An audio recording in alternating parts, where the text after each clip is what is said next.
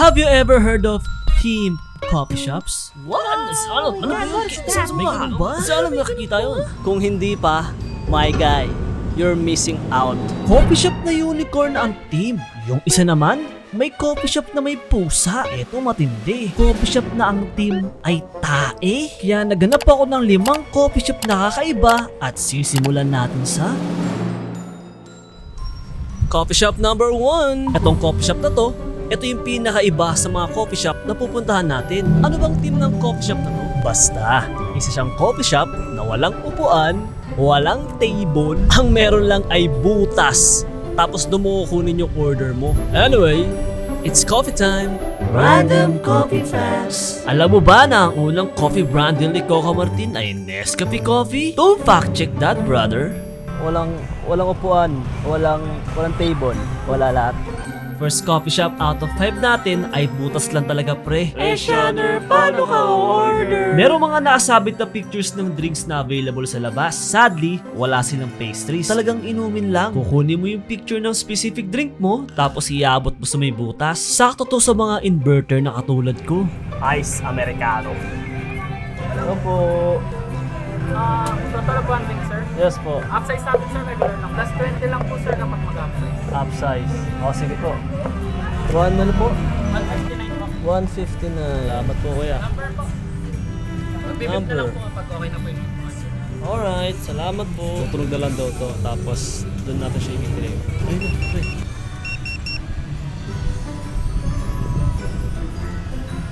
Hello po. Hello po, Ay, salamat. po, sir. Enjoy Thank your drink. you. Yes. Thank you. Wala pang 2 minutes tol. Okay na yung kape ko pre. Etong kape na to guys, 159 pesos. Sadly wala silang pastries. Ngayon, tikman na natin. Tignan mo yung straw nila. Very eco-friendly. Ito yung mga eco-friendly na straw.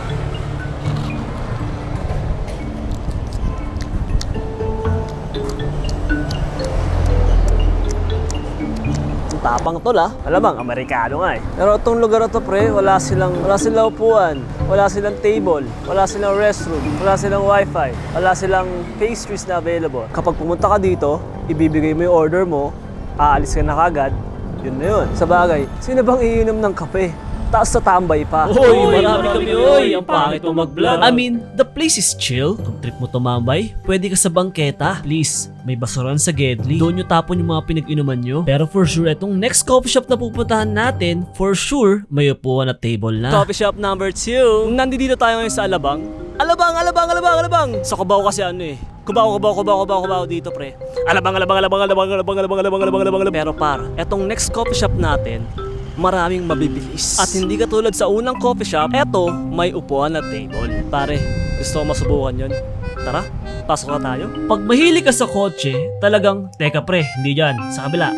Sa gilid pre, yung entrance. Sakto tong coffee shop na to. Paano ba naman kasi? Ay di dyan tol, sa kabila nga eh. May one time kasi na nakita ko may DeLorean dito. Eh nasa Back to the Future fan, syempre, gusto kong makita yun. Pare, dito na tayo sa loob pre. And oh my goodness, pare, yung coffee shop dito tol, sa gitna, may mga kotse. Nakalimutan ko yun pre, yung artist, yung nagko-custom na mga kotse. Japanese guy who arts car. What? Pero pare right now, sabihin ko, dito sa pinakamagandang spot ng cafe. Pare, para akong hari. Ito simulator na parang F1. Parang kotse. Basta kotse siya pre. Pwede ba mag-drive? Dito po ba order? Sa baba po ba order? Apo. Doon na lang po order. Thank you. Creamy shiitake with truffle. Wow, I like that baby. Meron dito ng Amerikano pare. Order na tayo pre. Oh. Got some pastries. Yeah. Hello po. Order po ako ng creamy shiitake with truffle, tapos ice americano, tapos isa nga po chocolate chip cookie. Yun lang po, tapos kung pwede po may ng water. Thank you. While waiting sa order, I got the chance na makapaglibot-libot ng hindi nagbumukhang weird. Sa mga hindi nakakalam, wala po akong alam sa kotse at automatic lang ang kaya kong i-drive. No shame on that, Shanner. Oh my goodness, is that a Lambo? Tama ba ako? Lamborghini to? Sorry, uncultured ako. Ay, thank you po. Look at that. Look at that, pare. Pero bago nga lahat, it's coffee time.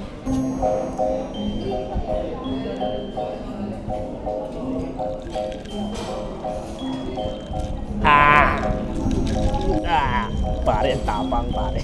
You gotta love Americano, baby. Ito nga yung rason ba't ito lang yung kaping iniinom ko, pare. But don't. Oh my God, I'm about to buy. Carbonara, truffle carbonara, baby. I mean, okay lang. Hindi ganun ka-intense yung lasa ng truffle, pero okay lang. Ito naman next, bro. Chocolate cookies. Sarap. Pare, ito yung pinaka-chewy na chocolate chip cookie na nakain ko. Ako pare, nakaka-calorie deficit ako, pero for the sake of experiencing this, next time na yun, tol. May wifi po ba kayo dito? Wifi po. Pwede po bumaya ko nito. Tapos ate, pwede bang matry yun, te? May payment po. Magkano po? 300 po for 4 laps with free salad with drinks. Yung ice americano niyo po, pwede niyo po i-convert doon. Magkano po? Opo, lalaro. So may bayad pala yun, pre. Di pala siya libre. 300 pesos. Speed test wise, bro. I mean, siguro pwede na to pang mga browse ng mga emails, social media scroll. Yan pare, try natin tol. Kalirahan to, pare. Paunahan to, tol. Paano po ba? Ah, to. Ay, may ganun. Ay, halo to automatic.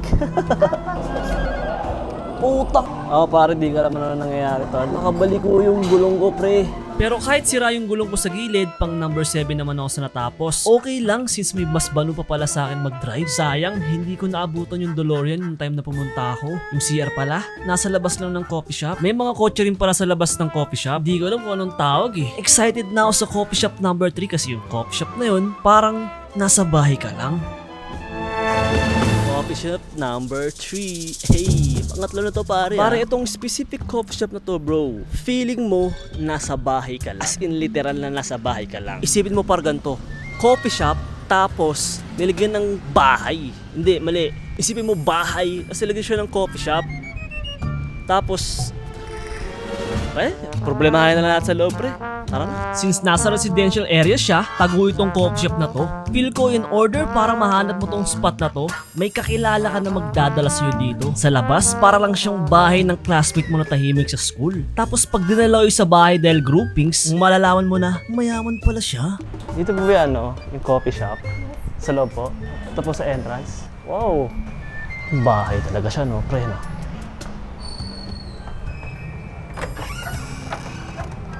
Oh my God.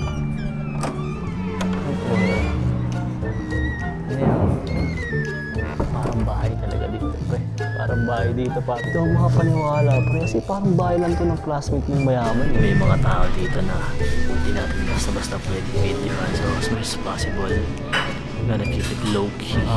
Bali, order lang po ako. Tapos, ano po ba dito, Americano? Long block yung ginagawa namin. Long block. Oh, sige po. Long Upside block. down lang naman siya. Okay po. Yung long block mo bro, ice. Ice po, ice. Tapos, isa pong cookies.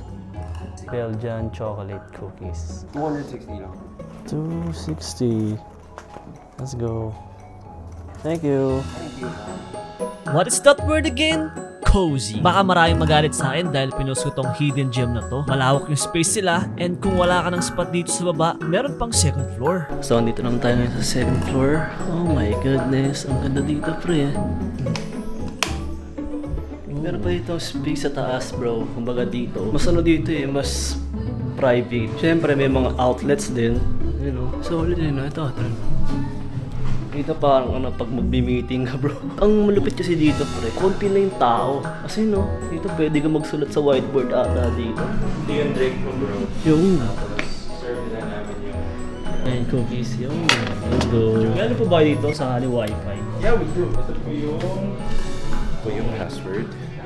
So that works for any of the Damn, buddy, damn. Ito yung pinakaunang coffee shop na sobrang bilis yung internet, pare. I'll let you try this for free. It's a Uy! drink, nakakaano lang na, nakaka-release lang. Talaga? Pink Sige po. fizz yung tawag. Thank you, brother. Thank you. Meron pa akong libreng drink. Uy, nawa natin yung binigay nilang drinks. Solid. Hell yeah. In-order ko, pare, long black. Wala silang Americano dito or ice Americano. Tapos meron akong in-order na cookies. Pare, it's time. It's coffee time. Pare, first coffee of the day, brother. Oras na para tikman.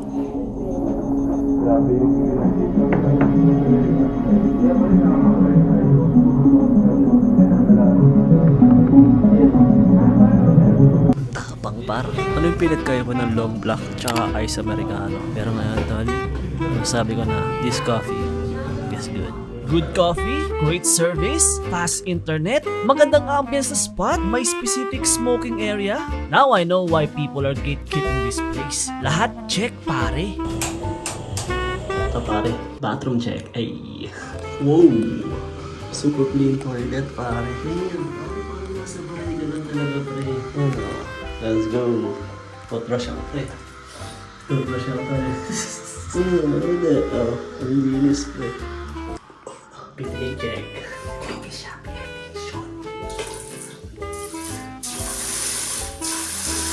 Wow, ang lakas pare. Ang social dito.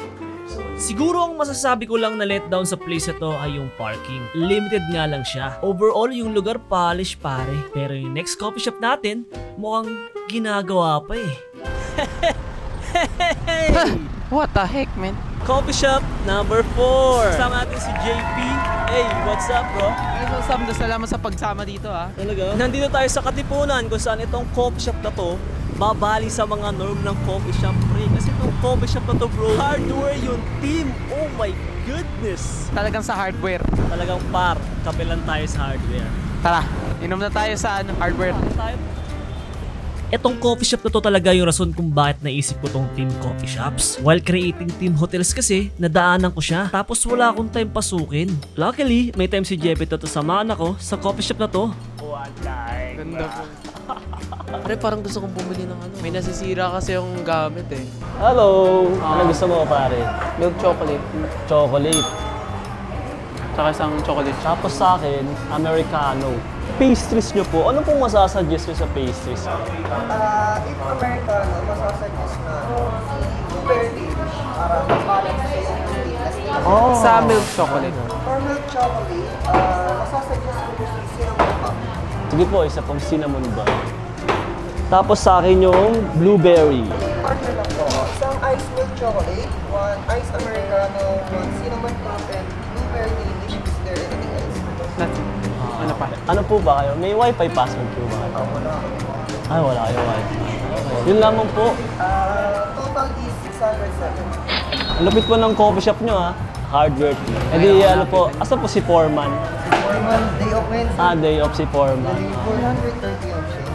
Thank you po, sir. Thank you. So ayun, kataas na namin ng order. Sadly, walang wifi pare. Pero okay lang tol kasi aesthetic naman yung place pre. Tsaka may data naman ngayon yung mga tao. Dito pre, ang ganda dito.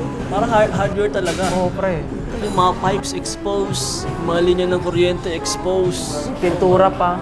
Kulang sa pintura, oh. May way tayo pag masarap yung coffee. Alam mo yung boom? 5 big booms! Boom! Boom! Boom! Pero malakas mamaya.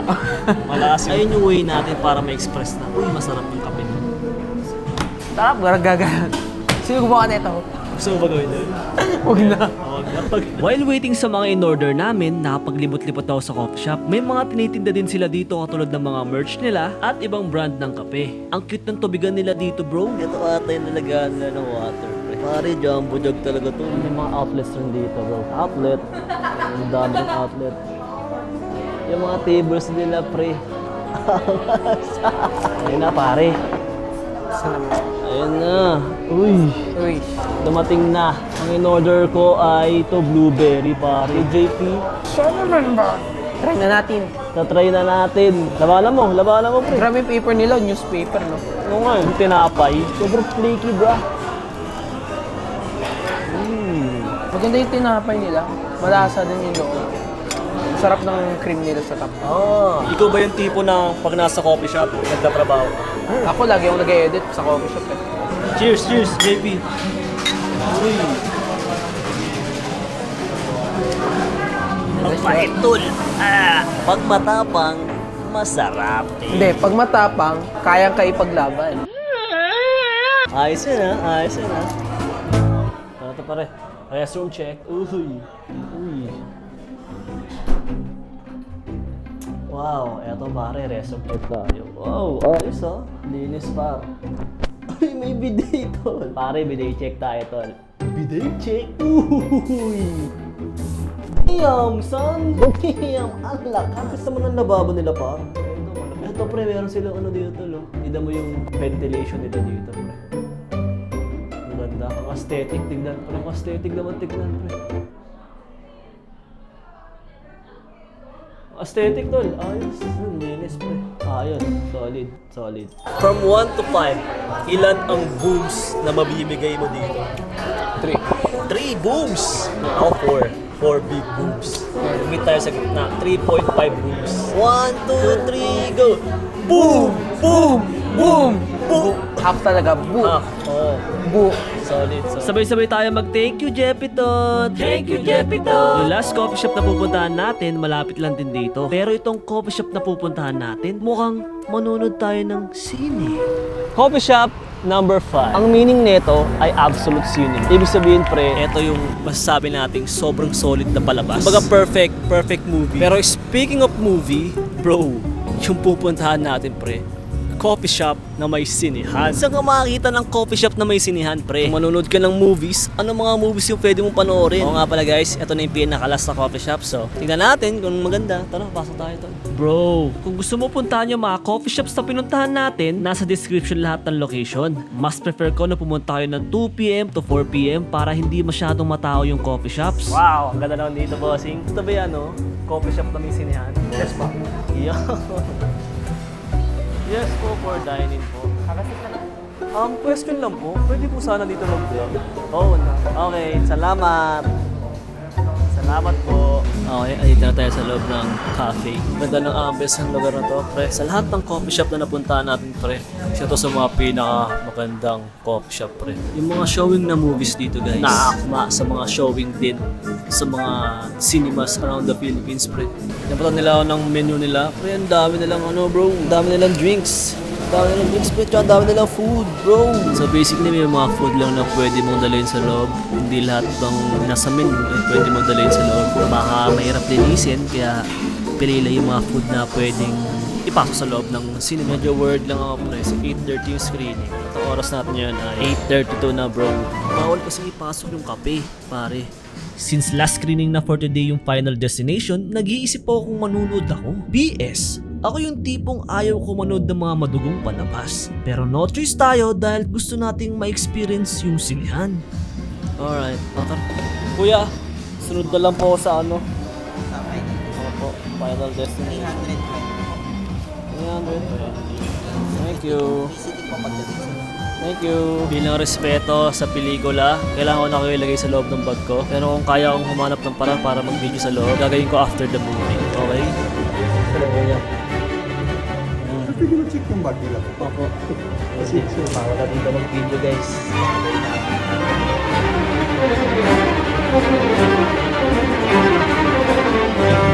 Oh my goodness. Oh my goodness. I'm gonna be honest, guys. That movie, for me, it was a good movie, pare. Kung sensitive kayo sa dugo, pare, I'm so sorry. Don't watch that movie. It's 10:27. Kailangan na natin umorder.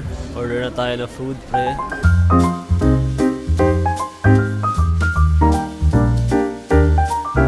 Restroom check. Uy, tawag ito. Ganda ng CR nila, pre, oh. Oo, sa dito. Wow, ang aesthetic ng CR nila, pre. Oh, look at that, bro. Ito yung pinaka-aesthetic na CR na napuntahan ko, pre. Solid. Sabi ito, picture, oh. Ah, is that a bidet? Pare, bidet ba yun, tol? Alam niyo na anong mangyayari, bro. Bidet check! Oh, gentle splash, bro. Gentle. Yes, bro. Ayos bidet, pre. Sa mga nagtatanong, ano usually ginagawa ko after bidet check, pre? Nag-alcohol ako, pre. Kailangan kasi pag hindi ka nag-alcohol, baka may mga germs. Ito, pre. Ah, nice. Solid. Mating na yung food ko, pre. Uy! Thank you, wow! Pare, it's coffee time. Hey!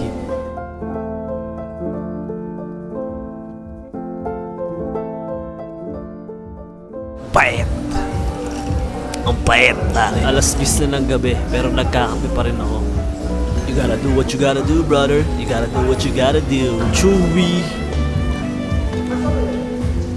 mag-fall apart mismo yung cookies, bro.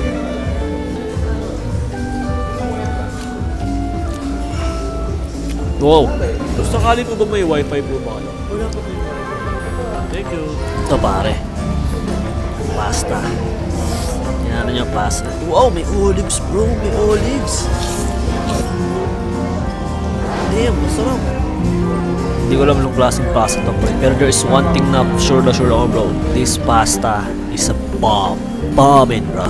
Oo pre, inubos ko. Oo na. I mean, nothing beats a Jet 2 holiday. Good food, good ambience, good customer service. Again, lahat ng pinuntahan natin nasa description. Mukhang masarap manood ng Superman dito since nung time na nanood ako, siguro nasa 5 lang kaming nasa loob. Alam mo noon, hindi ko maintindihan kung bakit umiinom ng kape yung mga matatanda. Para sa akin, isa siyang mapait na inumin. Pero na-realize ko habang tumatanda, kaya pala sila umiinom ng kape kasi may kakaharapin silang araw kung saan kailangan nilang gising yung diwa nila. Responsibilidad na kailangang harapin. Kahit gabi, kailangan mong inumin kasi may tatapusin ka pa. It's more than just a drink, sabi nga ng iba. Ikaw, bakit ka umiinom ng kape?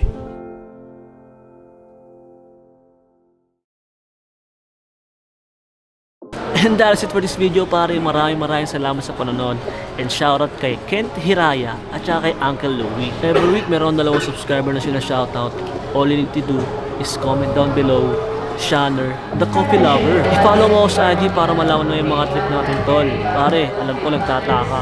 Shanner, bakit nasa airport ka? Hindi ako ulit dito titira para. Lilipad kasi tayo sa Cebu. Pare, welcome sa Worst Reviewed Series, Cebu Edition.